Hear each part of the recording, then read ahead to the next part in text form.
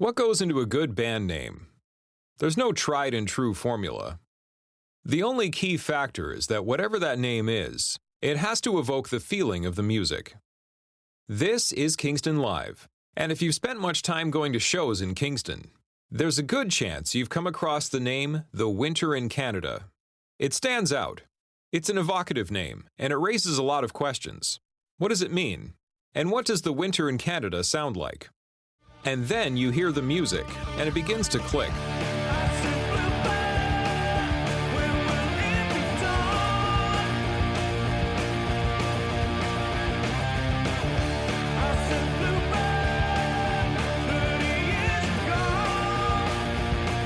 Hatched by singer-songwriter-guitarist Mark Deen, shortly before moving to the area in 2019. The Winter in Canada is a storm of hard rock guitars and punk energy, tied together with charged, confident lyrics. Peter sits down with Mark to talk identity, the meaning behind the name, and the value of local connections in the Kingston music scene.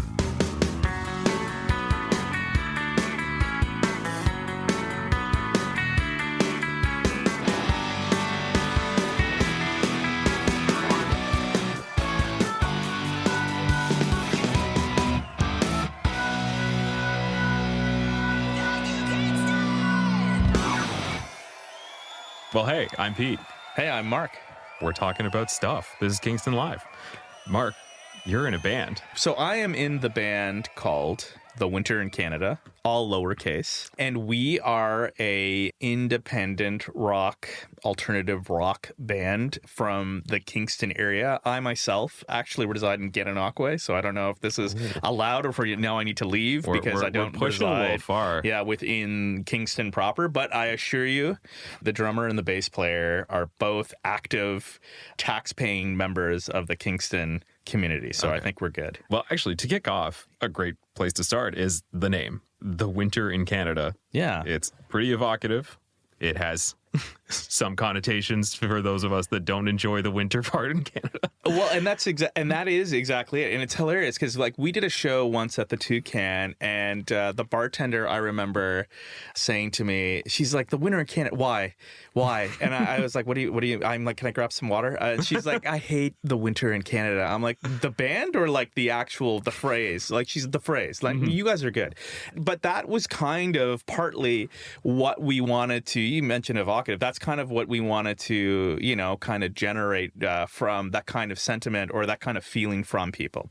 But it's evolved like over time. And so, like the intellectual answer is that the band name is kind of about showing people that like we all have common references and ideas about things, and the winter in Canada is kind of like the shared experience, right? Mm-hmm. So in this world of like fractional, and divisiveness, this idea that there are these kind of common signifiers, that's kind of like the intellectual answer to the question. Mm-hmm. But the reality is probably like threefold. Like that was the intellectual part. The real part is that when I initially started the project, it was during the winter in Canada. So that's probably a little bit more functional.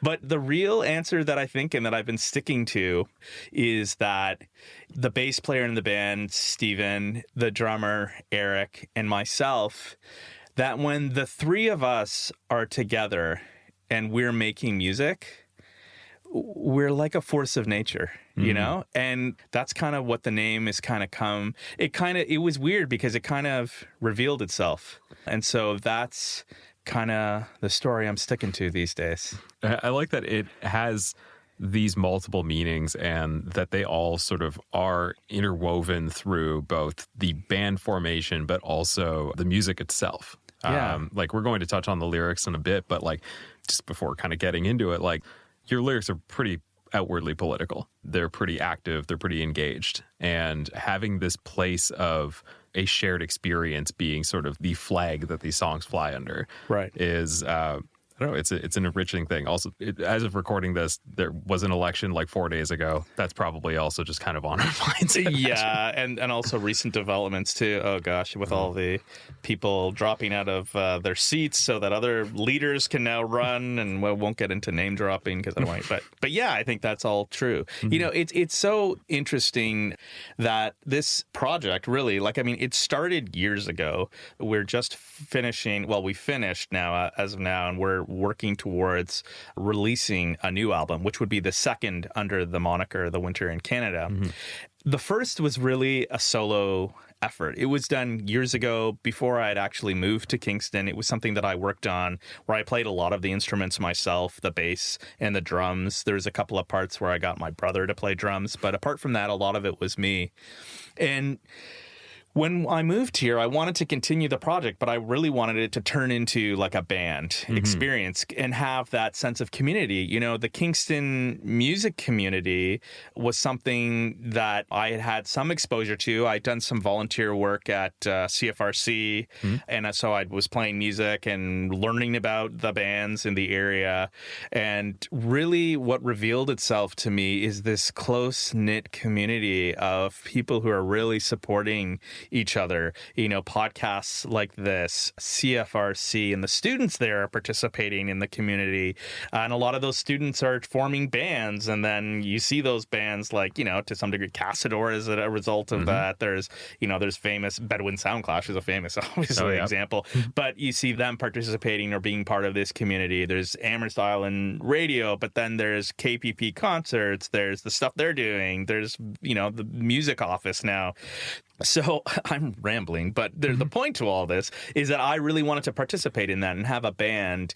And so I, you know, finding musicians and really turning this into a band project. So for me, the project has been slowly revealing itself. And much like the name, how the name has changed over time, the purpose and the direction has changed, but we have purpose and we have direction and intention in terms of the things that we do musically and lyrically in the band.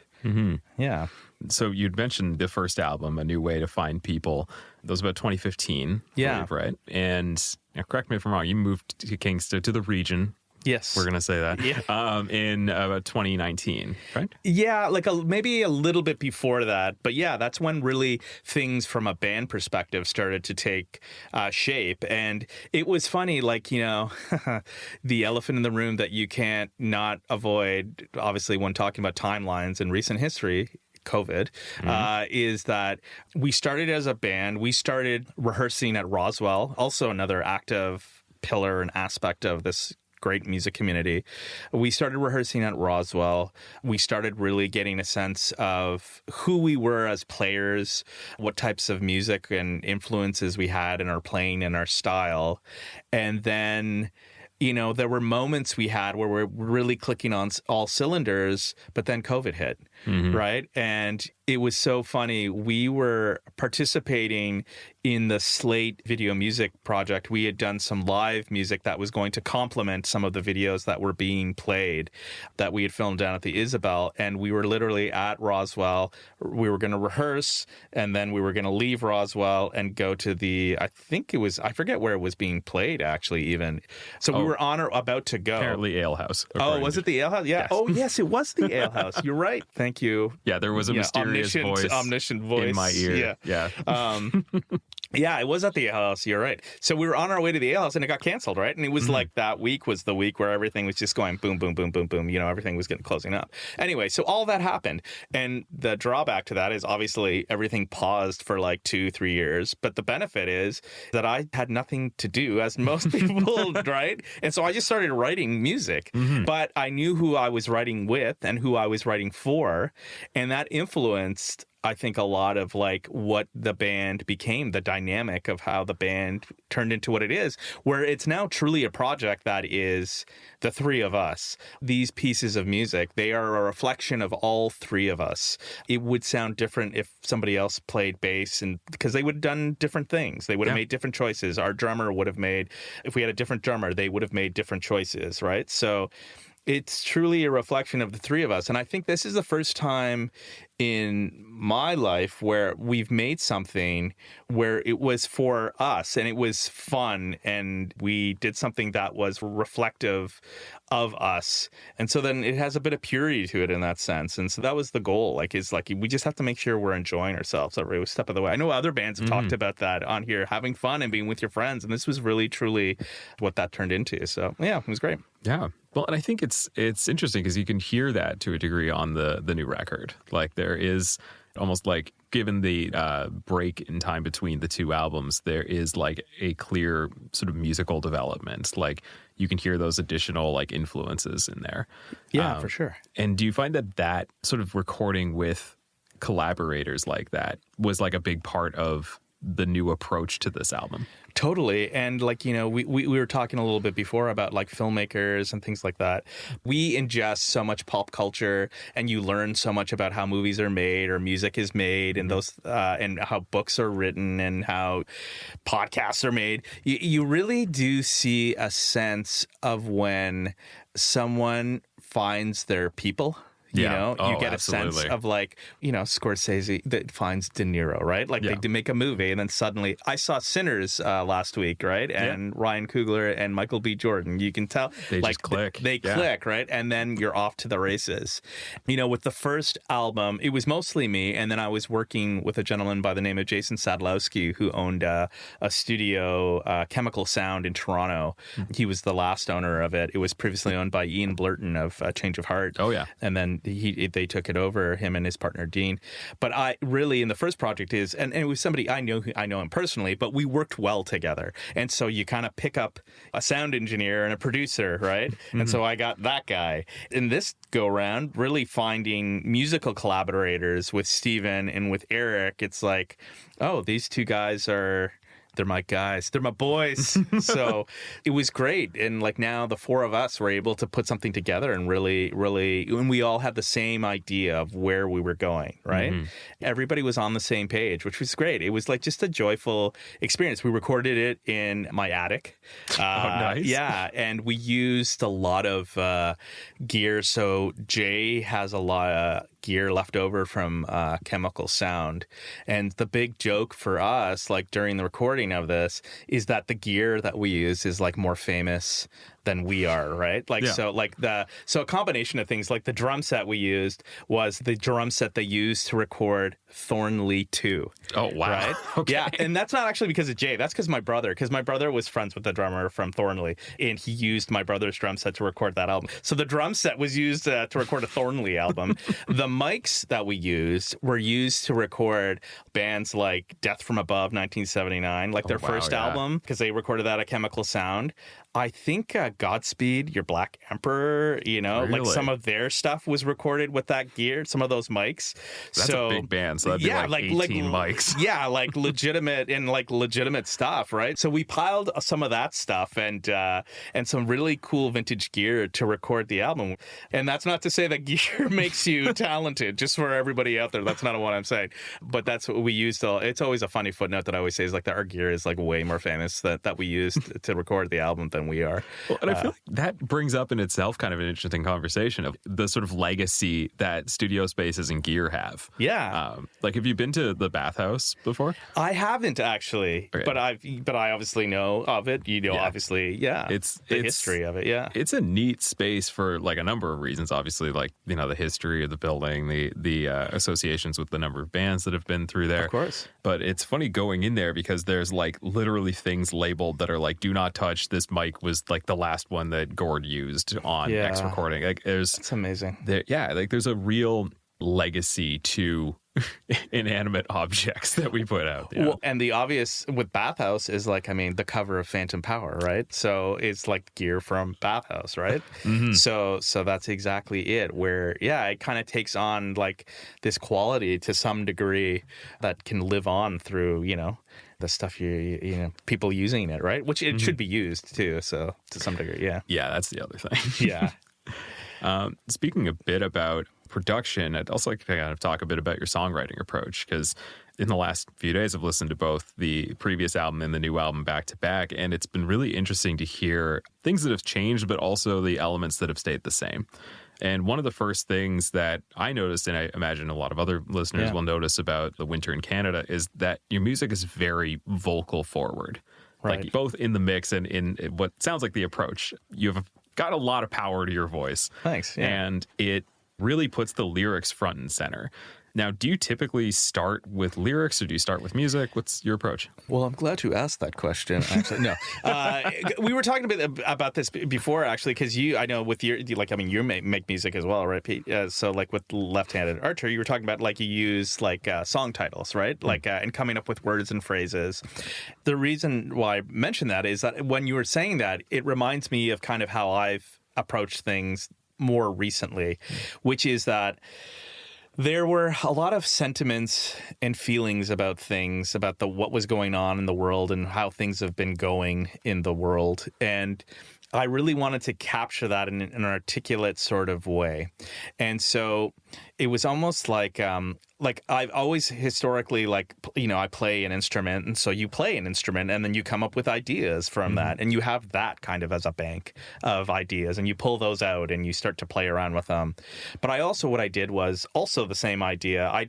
There were words and phrases that I had for song titles, and I had that. And then there were words and phrases and themes that I wanted to talk about.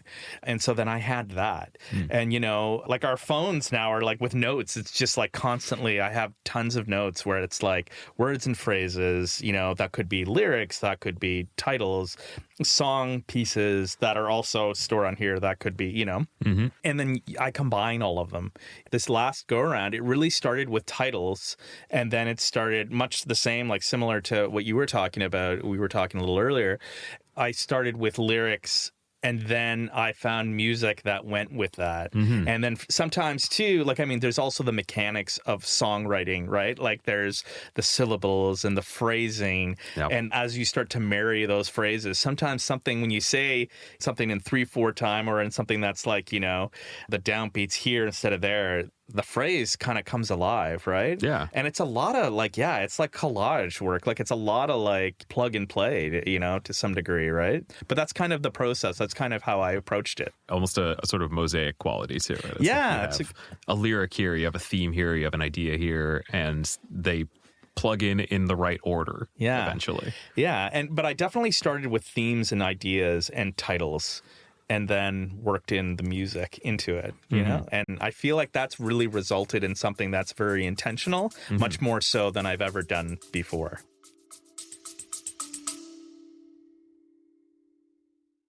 Everyone loves listening to music, but not everyone hears the countless hours of practice behind it. And practice requires space. Not just physical space, but mental space. When you can get away from the distractions and interruptions and really focus, that's when music really comes together. We call it the Roswell effect. Music needs space. Book your rehearsal space at roswellrehearsals.ca. Everyone loves listening to music, but not everyone hears the countless hours of practice behind it. And practice requires space. Not just physical space, but mental space. When you can get away from the distractions and interruptions and really focus, that's when music really comes together. We call it the Roswell effect. Music needs space.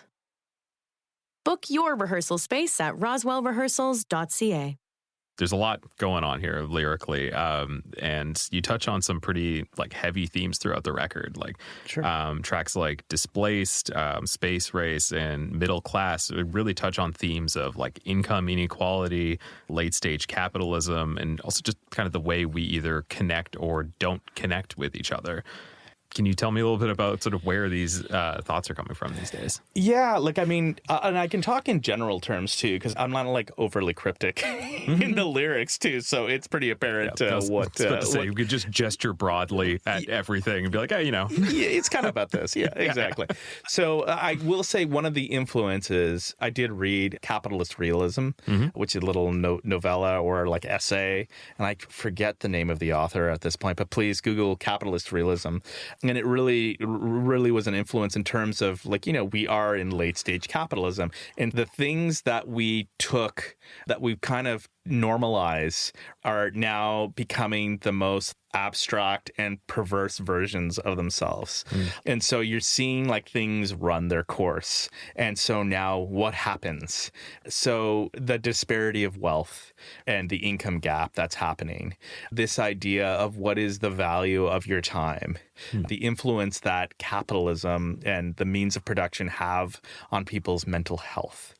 I'm no scholar on any of these things. I'm just a schlub who reads some books and then puts pen to paper, figuratively speaking, and writes a bunch of songs.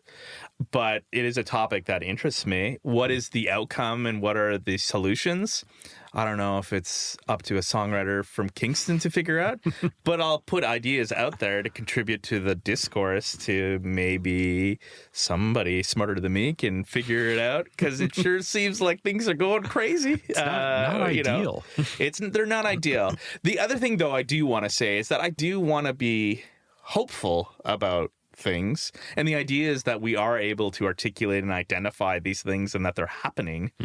I do feel like we are coming to a paradigm shift. I don't know if it's like in the next, it's not in the next 5 years. It might be 10 years. It might be 20 years, but maybe in my lifetime, where really how we set up and how like AI is going to upend all of this. Like, what is the value of work, right? Yeah. All that sort of stuff. So these are ideas and themes that we talk about for sure. Like they're definitely in there. For sure. I'm going to definitely be risking going on a rant here, so I will stop myself. Rant away. It's interesting, too, given the context of these conversations in music today. Right. You mentioned AI, and obviously, like, I think the AI visual art and design has been very much like sort of top of the conversation. And same with like AI generated text. Yeah. But AI generated music is right there. It's happening. Like it's everywhere. And it's been interesting to see the way that, and I don't think this borders into conspiracy theory, but I'm pretty sure it's going on. Go like there, man. Let's do it. Just the way that music is produced today for streaming, given that streaming services are so algorithmically motivated. Exactly. Yeah. That I'm not going to imply that people aren't making music. People are obviously making tons of music. Yes. It's great. It's an amazing time for listeners to discover. But at the same time, you also have this sort of incentive created by these platforms for people that can read the room essentially and say like, oh, these things are popular. Yes. These are the playlists to get on. Let's produce some slop and get on there and just reel in, the 15 cents you make every now and then from Spotify. Yes. Yeah. Well, and gaming it, right, is effectively what we were talking about. And the biggest revelation, I think that people, and was it the New York Times or what are they called? I think they're called NPCs. I do actually, because I have that as a song title, actually. I'll try to find it myself. But this idea that Spotify games it. Definitely. Yeah. So what they do, and I could be screwing this up a little bit, so definitely go check out the stuff. And I think they're called NPCs, but they're basically, they create like fake artists that basically they can input and they own the rights. And so it fills time in your playlist, and Spotify doesn't have to pay artists because it's themselves, right? Yeah. And they put in as filler to make up the time, right? There's a book called Music Hit DNA. Once again, I forget the name of the guy who wrote it. And he talks about this idea of how basically songwriting as an artistic form has always been motivated by technology. So this idea of like length of song was at first with like player pianos and how much music you can fit on a roll. That impacted songwriting. This idea of songs being on the radio with long intros, those were motivated because of the radio, because the announcer would talk to intro a song, whereas that changed, right? And now the lyrics can kick in right away in a song because you're listening to it primarily on streaming. This idea of when like the beat drops or when the hook comes, those things are all motivated by technology. The fact that Stairway to Heaven is so popular, radio station hosts would put it on so they could go have a cigarette on the roof.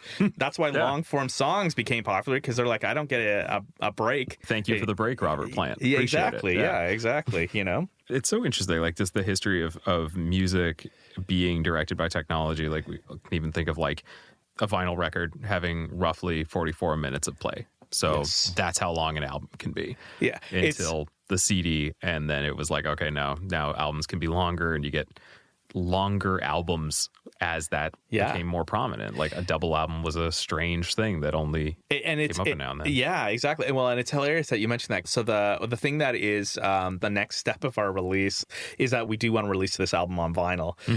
And so we're very much the past couple of weeks, we've been working with the person doing the mastering, Noah Mintz, who's Lacquer Channel. He's in the band Head, and he's done like tons of rock stuff, like our music, you know, like Broken Social Scene, you name it. Yeah. But anyway, we're working with him because we got to get our side lengths down to 22 minutes, so we can get 44 minutes on the vinyl album. And we're okay now. We're like, we've got it down. Like, and that was the thing that was holding us up and that sort of stuff. So once again, motivating like how we're doing things. But yeah, song length, like in the 90s, like you listen to like one of my favorite albums is like Super Unknown. Right? Yeah. And I think that album's like 78 minutes long or something. It's so long. There's like, and it's so funny because we've gone back to buying vinyl, and so it's obviously got to be a double album. Like there's no way you can fit all of that on one, and it's crazy because how it translates. Like we definitely thought about our song order for this album in terms of side A and side B. Yeah. And so there is like, for us, our last song is a song called Between, which ends side A, and it's a bit of a slower song because side A is a journey, right? And then the side B opens with Surveillance State, and that has a sound of us, like the guitar kind of clicking in a little bit, and then it comes in with a beat, and then it ends with Love Never Wins, which is also a journey, right? So you could listen to side B. It's funny too because I own a record player now, and like I listen to records again, and I find sometimes I just throw on the record. I don't know if it's side A or side B, and you know, you kind of listen to it. So you have to realize that people may come in halfway through. So it never motivated like the songwriting per se, but it definitely influences decisions further down the line in terms of like song placement and song order. Much like how when you put together a set, like when you're playing live, you know, what's the crowd, what's the vibe, should we play slower songs, faster songs, blah blah blah. Yeah, it's funny how it all kind of motivates everything. So it's the beautiful art of sequencing that you know, I think it got a little lost in the age of like the single and the playlist. Yes, you know, and then you listen to an album with like a thoughtful track order, and you're like, oh yeah, there's a journey. This is neat. What was the big thing? I mean, when I was growing up, it's like you make mixtapes for people, right? Yeah. And like the order of the songs and how they flow, it was paramount, right? Like it's such a gesture of like friendship and love, right? Like you making somebody a mixtape, right? Yeah. It is an art form unto itself. But this idea too, putting together set lists, it's much the same. Like, you're trying to take people on a journey. So. Well, let's take people on a journey right now. Okay. Let's toss to a track. Do I get to pick? Well, I'll say Wolves. Let's listen to Wolves. Okay.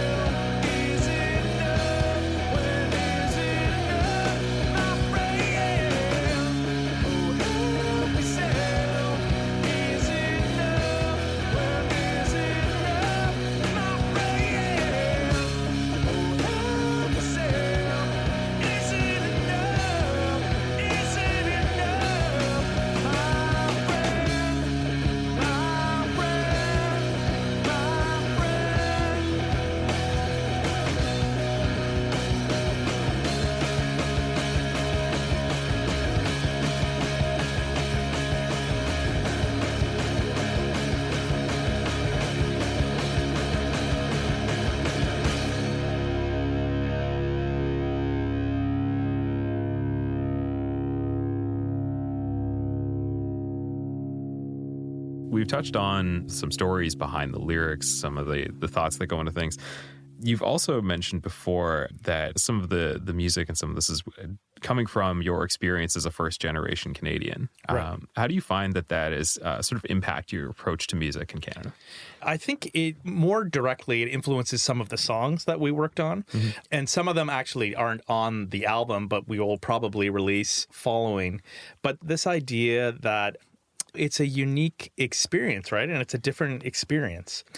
But it is one of community and inclusion, but also can be one of isolation and one of distance. And I think that idea of being a first-generation Canadian really helps me to focus or to understand how identity works and think about identity. And what fascinates me, and everybody's experiencing this right now, is that especially with all the stuff that's gone on with U.S.-Canada relations in the past couple of months, we've all had to kind of think about identity and community in a way. How does that work, and how is that constructed? And how can that be manipulated? And a lot of it is used in this current climate to create division. But if you really think about it, if another species from another planet came down, they would only see us as one type of people, you know? And it kind of goes back to the band name thing, right? This idea of these common experiences, these common things that we all experience. Being a first-generation Canadian is a unique path that lots of people do. So, unique in the sense that to yourself that it's unique. But there are also all of these common experiences that we have. So this idea that we all bring something different to the table. And I think we're seeing more of that, hopefully, with the popularization of lots of different narratives now being brought front and center. So that's a long-winded way of saying, playing around with the idea of unity and divisiveness and how that works. And the idea of being a first-generation Canadian informs my approach to playing around with those ideas. No, I think it's a great answer. I think it's especially timely, as you mentioned, given that we're in this strange position as a country right now. Yeah. And I'm hoping we get back to it again. I think there's been a little bit of a break around the election, but this immediate sentiment around the time that we started getting targeted by the United States was this one of no, we're a country. We are a sovereign nation. And it was interesting to see those sort of lines that were kind of in place before starting to dissolve, I guess. Yeah. And it was this more unified, we can get behind a few things together. Yeah. This idea, and it's funny, I don't want, the band name is The Winter in Canada. and I don't want to necessarily turn this into a discussion about nationality or whatever, national identity. But yeah, we totally can. Yeah. As an example, you talk about there are things that we do experience as a country. We've all stood at a bus stop in minus 30 weather, right? For the most part, right? We all have woken up and it's dark and you don't know what time it is. We've all driven home or commuted home and it's also dark. And so we forget about that from time to time, right? And so then you extrapolate that as a planet too. There are things that we all experience. People don't like being hungry. Human existence is a common thing, and we create these false separations when at the end of the day, maybe we're just online too much. And definitely. I was thinking about this the other day. Is the internet the totality of human knowledge? I don't think it is. Oh, definitely. I don't think so, right? I think there's I've seen. It's funny because I asked the AI this actually to see what the answer was the other day. Are you the totality of human knowledge? Is the internet the totality of all human knowledge? And it's of course it is. And it's no, it's a little. You're biased, actually. This is one area. Well, you're always biased, but this is one where it's your bias is showing a little bit too much AI, where The internet is not the totality of human knowledge. I think it's actually even like a small percentage of it. And this is the scary thing about AI, is that it's being fed, the large language model that it's being fed is only really a fraction of what human existence is. Yeah. And so what are we making? How is this small fraction of knowledge informing decision-making writ large and influencing people writ large? Yeah. And we can all see microcosms of this where we all know the loudest minority group of people, like, online has a tremendous amount of influence. Yeah. And that's a very dangerous thing. I think somebody should write a song about that. Yeah, I agree. Maybe a band with like a name about, a unifying experience could be a good outlet. Yeah, there you go. Buy our record. Yeah. Please listen to the album. Yeah, please listen to it. It's not made by AI. It's not, exactly. Commerce. I've just railed against anti-capitalism. Yeah. But now I would like you to buy my album. Yeah, go on Bandcamp. Yeah. Send the money. Yeah, but humanity, contradictions. Yeah. That's what we're all about, folks. Yeah. At the end of the day. Well, it's before we get too far into it, we can kind of zero back in semi-locally, I suppose. You'd mentioned a little earlier some of the organizations that you've worked with in town, and some of the, you mentioned CFRC, you mentioned the Music Office. And one thing that we've talked about on this podcast with a number of guests is the sort of diversity of supports and organizations that are in town that are dedicated to the music scene in one way, shape, or form. Yeah, for sure. And one of those that I think we've kind of briefly touched on is like Joe's Music Mill, the instrument lending library in town, and by extension, Homegrown Live. Yeah, and we're very fortunate. They've had us play. The folks at Roswell organized. There are lots of, for those who don't know and are listening, Homegrown is a music festival, yes, that takes place once a year in support of Joe's Mill, which is a music lending library, and it is basically a majority of bars and clubs in the city of Kingston have live music. It's a $10 fee to get in, but you get a wristband and you can bounce around to all the different bars, and basically it's chock-a-block full of like independent musicians. But it's great to participate in something like that because it's so enriching. There's so many musicians that I know that have been able to borrow like different musical instruments and learn, and like just the fact that as a resource for people who are curious about music to get involved, to kind of whet an appetite, to scratch an itch, I think at a very low barrier to entry is something that's important. It's such a great idea. And I think that's exactly the sort of element that keeps a music scene going, is this like, giving back element. Yeah, I think so. And it's all of these things around, the stuff like all of you folks here at Kingston Live, the stuff that you guys are doing, whether it be photography or, with Virginia, or whether it be the podcast stuff that you guys are doing, and then the exposure that you're creating, the content, these things that are like off and around and surround a scene, or what make a scene, make it a community, right? These, you've got promoters, you've got venues, you've got rehearsal spaces, you got lending libraries, all of these elements, and it's just a stew.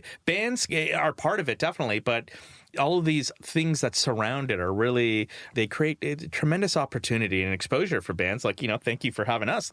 I'm talking to you about music I'm making. It's hopefully, so maybe somebody who doesn't know who we are listens to our music and maybe they like it. So it's just, that's what makes a scene, and it's great. Just people doing it because they love it, right? So It's awesome. And I think it's kind of funny too, because it's easy to forget the value of a kind of a grassroots music scene in the age of music streaming and very much like international, like global platforms.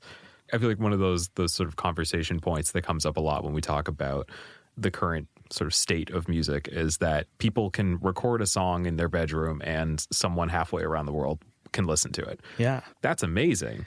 But it's not the full picture. Having scenes, having places where people discover each other and discover music and have the opportunity to build these lasting connections, that brings out really interesting music, and it also brings out, it inspires more music. It's about this idea of like, I mentioned the word discourse, but this idea of dialogue and conversation. And I think people can smell that.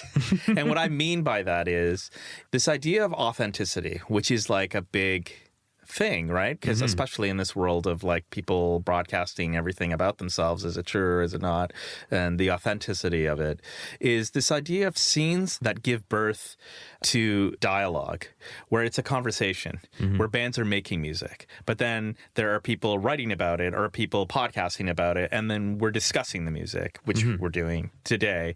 There are people taking pictures that tell a narrative and tell a story about that band in a way that's also discourse on what that band is and how it works. And there are radio programs and there's journalism and zines and all that sort of stuff. And that discourse is really as equally and as important as the music. And when you have a scene and a grassroots scene, you can sense that authenticity. And I think that's what people, sometimes when they say, oh, that band's like a corporate rock band or whatever, it's because maybe there's the absence of that discourse that's not present, and that sense of authenticity. You can tell when it's more you're being talked at as opposed to being talked to.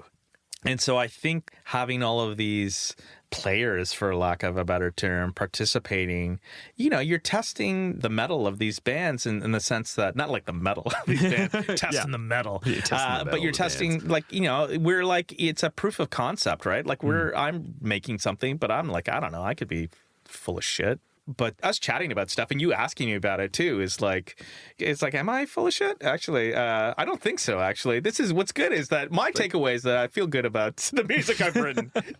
I think that's the goal. I think it's to create something that is honest to you and that you feel good about. I think. Yeah. Exactly. Yeah. So let me tell you, Peter. So what we've discussed here today, okay, is because we covered a lot of ground here. AI, not so sure about AI. Yeah. Is it good? Is it bad? I don't know. On the fence about AI. We're on the fence about AI. Yeah. We figured out a couple of things. Canada, nationalism, unity, good thing. But also, let's not take it too far, folks, because we want to, your fellow person, we want to build a sense of community. Yeah. Kingston music community. Good. Also, fans. Great. Yeah. The Winter in Canada. Interesting band name. Lots of different meanings. Band members liked them. Making this album, it was a fun experience. Yeah. So I feel like I got to ask you the final logical question then. Yeah. What's next? What's going on? Well, so we're getting the album ready for release. So I think what we're going to do is we're going to have a couple of songs come out before, obviously this podcast being one example of a song coming out before, and we're going to release the album on in and around Canada Day, because that's just how it lined up. Okay, folks, I wasn't trying to be too on the nose about it. Also, this will not appear. Actually, I guess maybe it will if we have photos. But you are currently wearing red and white. I am, and also, I am unintentionally doing the same thing. Yes, this is maybe this should air like Canada Day, because it's a very Canada focused. But it wasn't intended to be very on the nose. It seems a little too on the nose. It's just on the mind right now. Yeah, it's just on our minds. Exactly. That's exactly. I was saying that to my wife, actually. That was the other thing about the band. She's like, I was saying, it's not a bad time to have Canada in the name of your band, just in terms of the way the sentiment is going. I mean, you got like banks right now being like, we're Canadian. It's like, does it matter if it's a bank? Well, why are you charging me so much? How about let's deal with that? I get it. Okay. But wait, was that? Yeah. That's what's next. And we're playing shows. Oh, yes, we're playing. We're playing Beer Fest on June 14th. Nice. So that should be fun. I think Craig Cardiff, Luella, the Sugar Pills are playing. We're playing. I'm missing one or two bands, but that'll be a cool lineup. So we're looking forward to doing that. And then we'll probably do some shows around the release of the album. Yeah, at the beginning of July. And like I said, anti-capitalism, but please buy our album, except for our album. Yeah. Really. But also humanity. Lots of contradictions. That's all part of the deal. That's the philosophical dilemma we all deal with. The Beatles dealt with it. George Harrison. George Harrison. He wanted to be, he was very much into Hare Krishnas, but then also liked to drive a Rolls Royce. What do you do? Yeah, and he made some good music while doing it too. There you go. Yeah, exactly. All Things Must Pass. Great album. Oh my also, a triple album. Not even a double album. That thing is insane. That is insane. If we may go on a tangent, I think that's the best post Beatles album. That is the post Beatles album. Yeah, I think we talked about everything. I think, we covered a lot of ground. Yeah.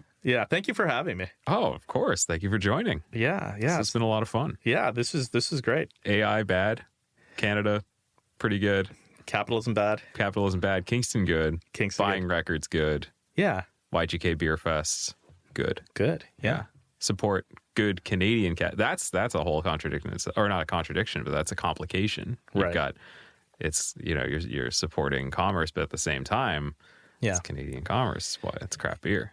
Like, I mean, I think the place I'm coming to as a result of this conversation. This has been a truly a formative experience for me. This wasn't just a podcast. This is course.